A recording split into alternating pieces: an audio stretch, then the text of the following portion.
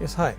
So we're back, and from now on we are going to be addressing very important aspect in magnetized fluids, and namely that of reconnection.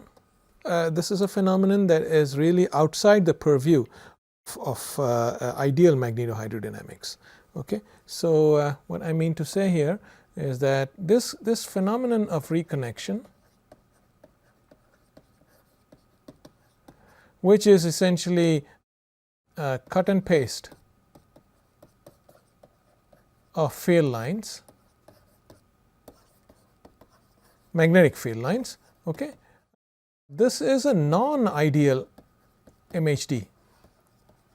This falls within the purview of non-ideal MHD. In other words, everything that we've discussed so far by way of ideal MHD, it breaks down for this particular phenomenon. Okay, so you might ask why. I thought we were discussing ideal MHD, and the whole point I thought was ideal MHD is good for certain things, and so what's the point? Well, I just want you to keep this in mind for the time being, and I'll tell you exactly how it violates ideal MHD. But the thing is, reconnection is a very important phenomenon from the point of view of converting magnetic energy, I might even say excess magnetic energy. Okay, I'll explain what I mean by excess in a minute. Okay, converting magnetic energy into say kinetic energy of the fluid, kinetic, in other words, bulk motion of the fluid, kinetic energy of fluid, and or heating the plasma, making the plasma hotter than it is, hotter than it originally was. Okay. Now this in many ways, this is the real reason it's so important or rather reconnection is invoked so often in astrophysics. Okay, in astrophysics one often struggles to explain the heating of plasma. The plasma that you observe is too hot, is often hotter than it ought to be. Okay, so in other words, you always are searching for an energy source. Okay, what is heating the plasma? Who's responsible for heating the plasma, and so on and so forth. Now, magnetic field lines many times are stressed. In other words, they are. You remember when we talked about a potential field configuration, when we said B can be written as a minus grad phi kind of thing, where phi is a scalar potential. Okay, and then you are provided a certain boundary condition, and then you solve Laplace's equation to find the magnetic field. So this would be a potential configuration, right, which by definition is the lowest energy configuration. But in many cases, it's reasonable to suspect that magnetic fields are stressed, or they are twisted and turned, okay, and carry energy over and above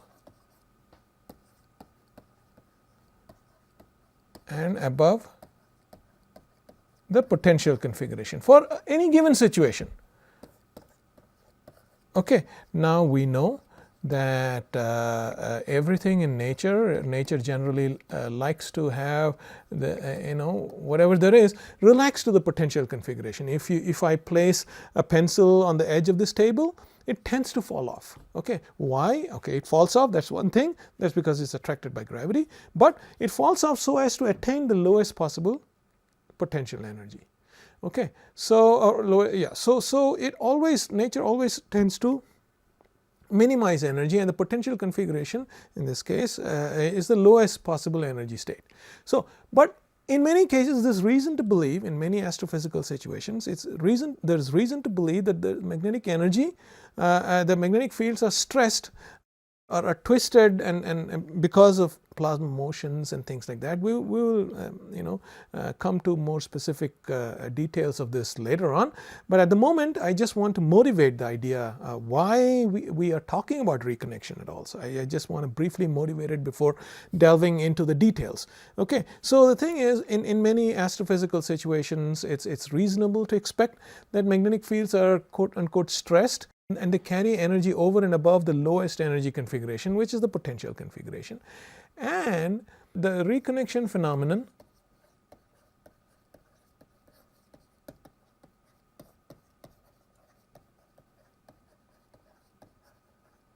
enables these stressed fields, the stressed B field configuration, okay, to relax,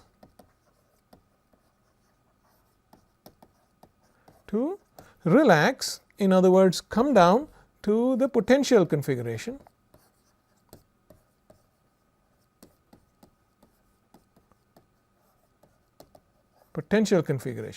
and of course in doing so, so the stressed configuration has more energy and the potential configuration has the lowest possible energy. So there's an energy differential. So this excess energy, so that's what I mean by saying this.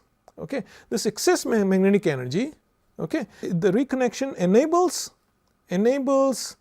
this change, enables the stressed fields to relax to a lower energy configuration, and the excess energy is converted partly into kinetic energy of the fluid. In other words, it's converted into accelerating the bulk fluid and or heating the fluid.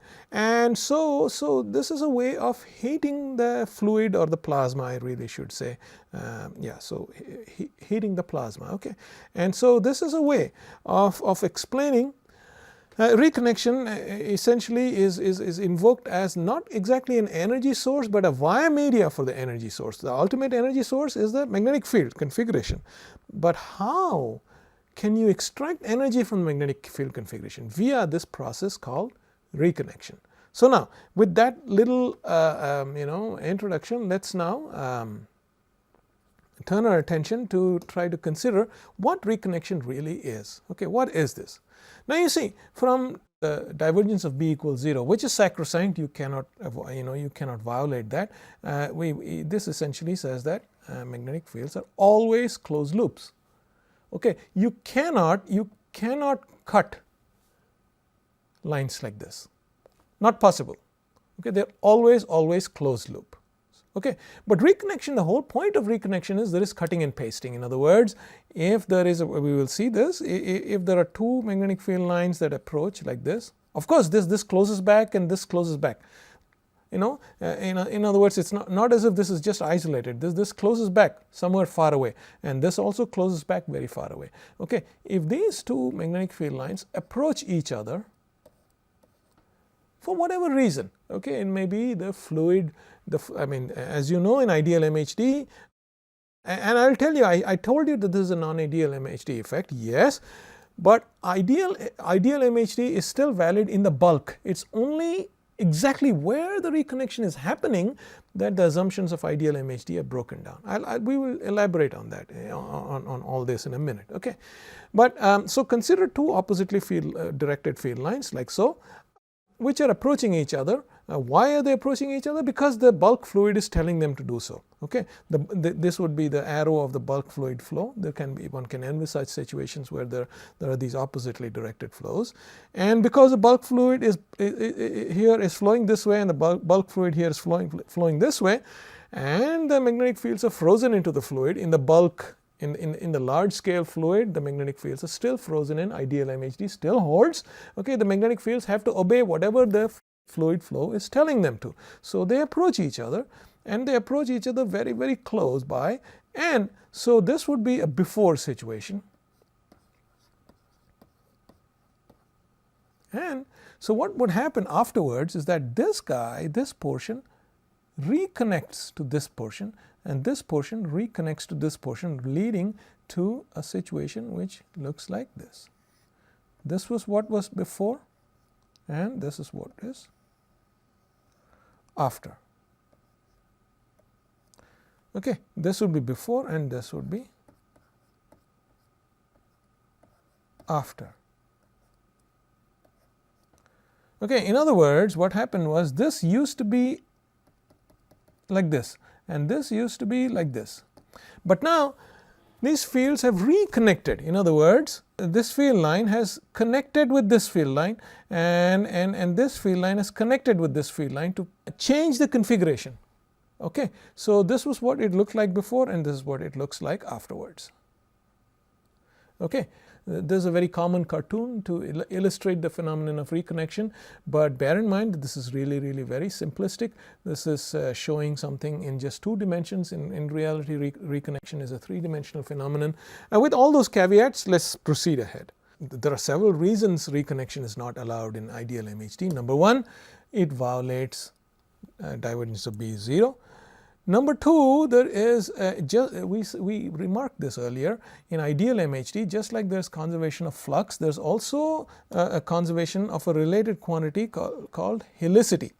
Okay, and the conservation of helicity is it's similar to flux conservation, which follows from flux freezing, but conservation of helicity is not the same as flux conservation, it's slightly different. But at any rate, conservation of helicity explicitly forbids cutting and pasting of field lines. Okay, yeah, so it prohibits such cut and paste situations like we saw. In ideal MHD, the ideal MHD tenets are really valid only in the bulk fluid, and in small areas where the reconnection is actually happening, the laws of ideal MHD can be violated. Okay, because of finite resistivity effects, because kinetic effects come into picture, so on and so forth. We'll discuss all this, and so this cutting and pasting can be allowed. All right. If reconnection is violating ideal MHD, it should involve a violation of some of the tenets of MHD, which is specifically many times one invokes finite resistivity effects. In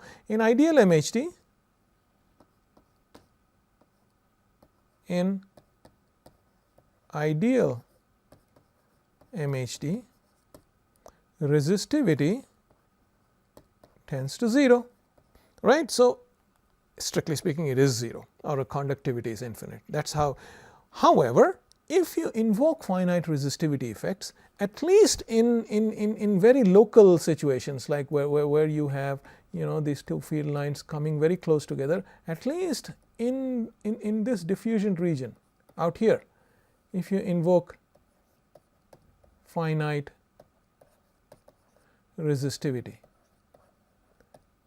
then you can get away by saying that ideal MHD is kind of violated around here, whereas very far away it's still ideal MHD, and ideal MHD is not violated.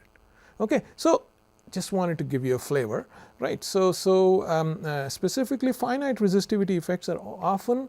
So which of these ideal MHD tenets is violated? Well, this one can often be violated, finite resistivity effects. Okay. Now, but first let's look at what happens when oppositely directed magnetic fields approach each other, right? So due to some reason, maybe the velocity field is doing it, like we said, right? So what happens? What happens is, you see, this is a cartoon of oppositely directed field lines. The blue lines are the magnetic field lines, and so they are directed this way out here and directed this way out here, and of course they close back. They close back at infinity somewhere. Okay? They close back at infinity. That's not a problem, but they're approaching each other. Now let us blow up, and something is happening where this green thing is there. This is what's called a current sheet.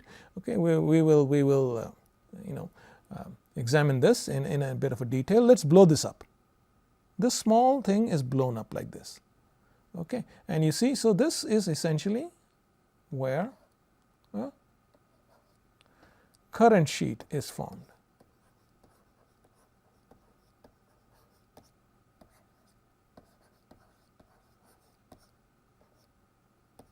is formed. Okay, why would we need a current sheet? We will discuss this in a minute.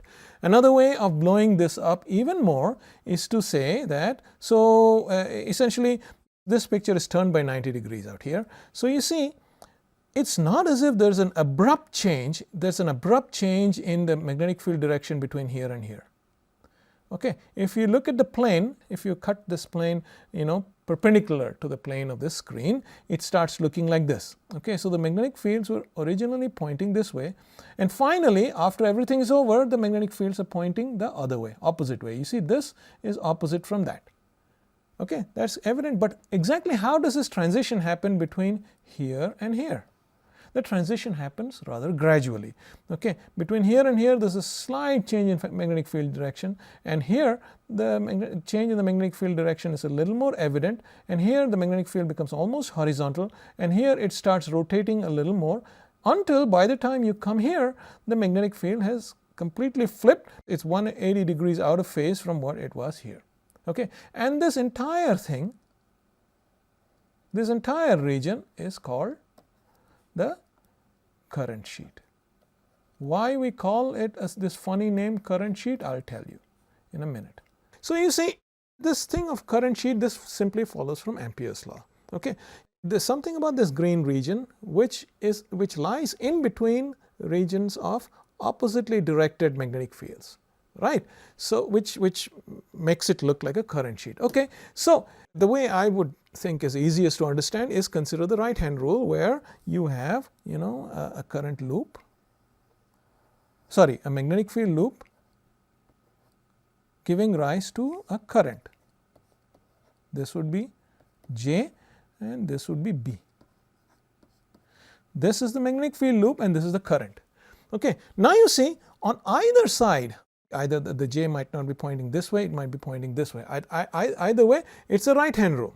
Okay, but the main thing, that's not so important.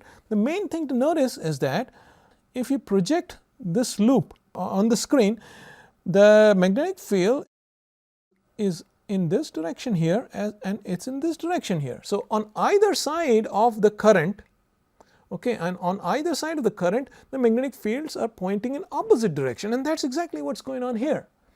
If you need the magnetic field to change directions, okay, simply from Ampere's law, there is no way out. There has to be a current in between. Okay, and how exactly is that current directed?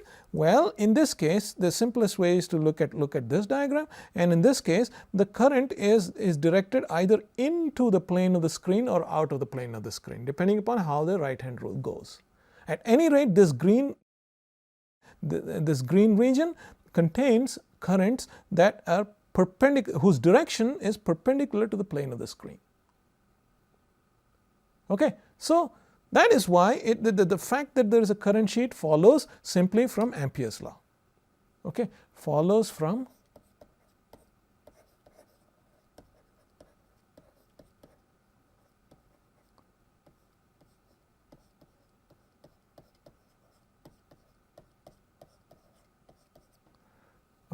plus a displacement current, if you will. Okay, that's not so important.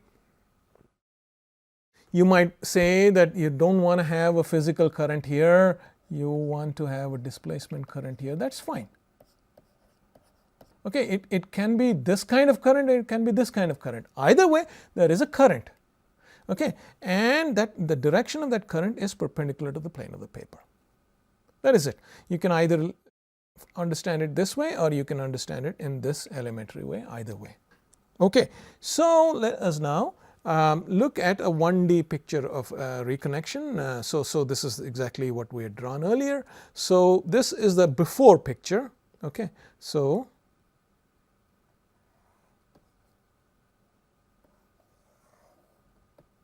this is the, so for some reason oppositely directed magnetic fields are approaching each other. They are frozen into the fluid, and the fluid is making these two magnetic field lines approach each other. Okay, and after they approach each other, what happens is this guy chooses to reconnect with this guy to form this kind of a loop, and this guy chooses to reconnect with this guy to form this kind of a loop. So, therefore, this and this are an after kind of thing. After what? Well, after reconnection, right. So, this and this are an after thing, and this are a before thing. Okay, right. So, and what happened? And this green region is the region where the reconnection actually happens. So, this is, you would call, the reconnection region.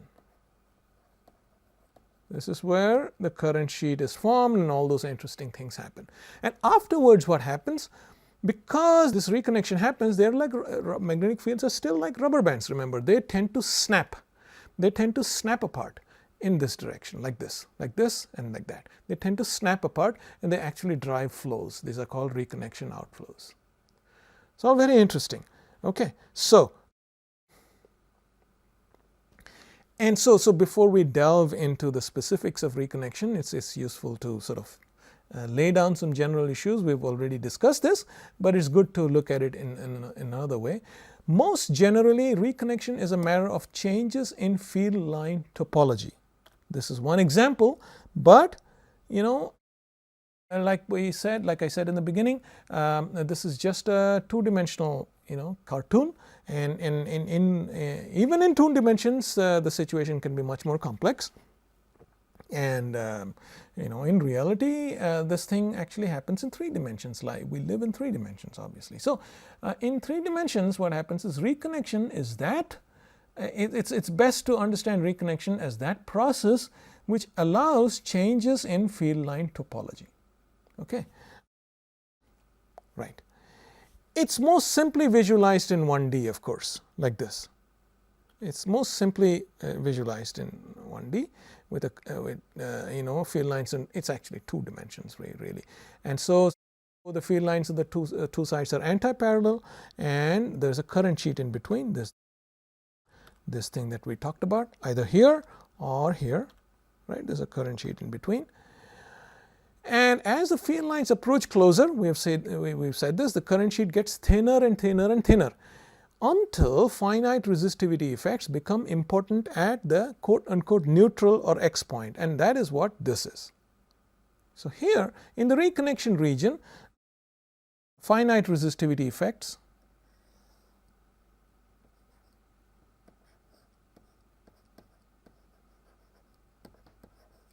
finite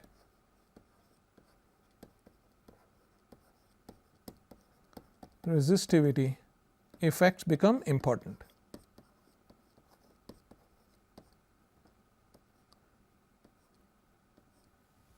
Okay, just in this small region, okay, where the current sheet becomes thinner and thinner and thinner, and it's in this region that finite resistivity effects become important. Okay, and that's also in the reconnection region is also often called the neutral point or the X point for obvious reasons. You see, the field line configuration kind of looks like an X. Okay, you can also think of it as a neutral point because right here, right in the center, the magnetic field is technically 0. Okay, this complete annihilation of magnetic fields. So it's also called a neutral point. Okay, now.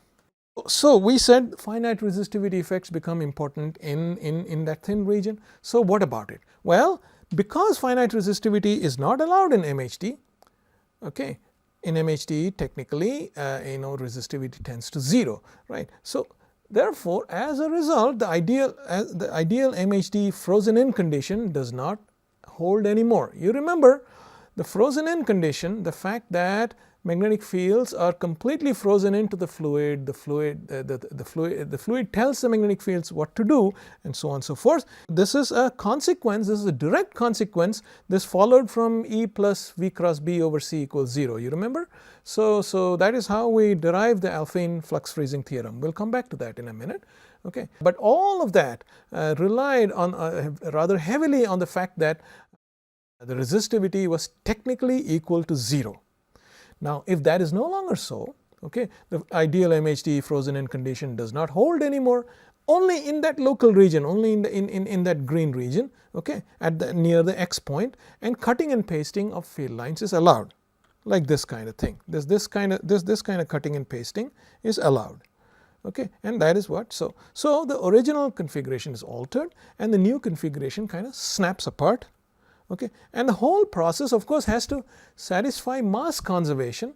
In other words, the amount of mass that is flowing in to this neutral X point has to equal the amount of mass that's leaving. Okay, so that is one thing. This mass conservation is still followed. However, very importantly, magnetic flux is no longer conserved. Very important. Now this is kind of a shocking statement. What do you mean? I thought flux conservation was a sacred thing. Flux is always conserved. Yes, that is correct, but that is only in that is only in ideal MHD. Okay.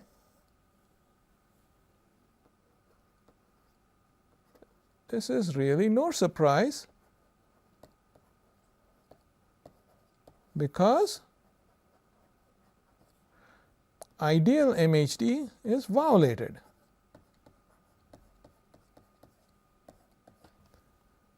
Ideal MHD is violated at the neutral point, at the X point. Therefore, flux conservation is no longer, flux can be annihilated, flux can be swallowed up. Okay, who swallows that? What happens to the magnetic energy? Well, this is exactly what we said earlier. Okay, magnetic energy is technically converted into other forms of energy, such as the kinetic energy of the fluid. It's also converted into heat, and so on and so forth. Okay, so this is the whole point of reconnection. We invoke reconnection, we invoke all this fancy non-ideal effects and everything to somehow to serve as a vehicle, as a via media, to convert magnetic energy into other forms of energy, such as bulk kinetic energy, kinetic energy of the fluid, or fluid motion, like a half rho u squared kind of energy, but also thermal energy. To heat up the plasma, hot plasma radiates, and that radiation is what's observed. So most of the time when we observe the radiation, it seems like, suppose it's a thermal blackbody radiation, you estimate a temperature from the peak, from the peak wavelength of the radiation, and you say, well, this seems a little hotter than one would expect. Okay, so there's something going on, there's some kind of heating process going on, if not global, at least local. There's at least some local heating going on. Okay, what is, first of all, what's the energy reservoir that's supplying the heat?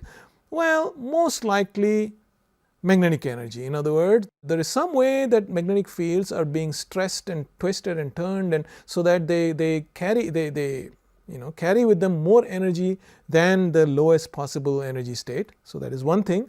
But more importantly, okay, so you pumped some energy into the magnetic fields, fine. But how are you going to convert that into heat energy? Well, here you go.